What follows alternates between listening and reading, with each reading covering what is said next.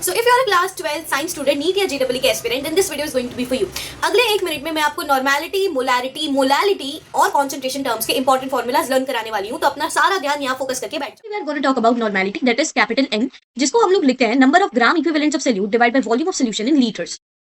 अगर मान लो आपको वॉल्यूम जो है वो ml में दे रखा है तो आप क्या करोगे, ऊपर 1000 से मल्टीप्लाई कर दोगे. एंड आपका ग्राम इक्विवेलेंट कैसे निकालोगे आप, mass of solute in grams divide by equivalent mass into volume of solution in litres. Again अगर आपको वॉल्यूम मोलैरिटी की बात करते हैं तो वो होता है आपका number of moles of solute divide by volume of solution in litres. And अगर हम लोग मोलैलिटी की बात करते हैं तो वो होता है number of moles of solute divide by amount of solvent in kgs.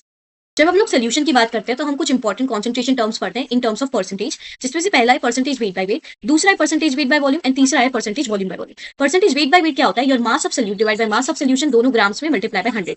दूसरा होता है आपका percentage weight by volume, that is mass of your solute in grams volume of solution in ml multiply by 100.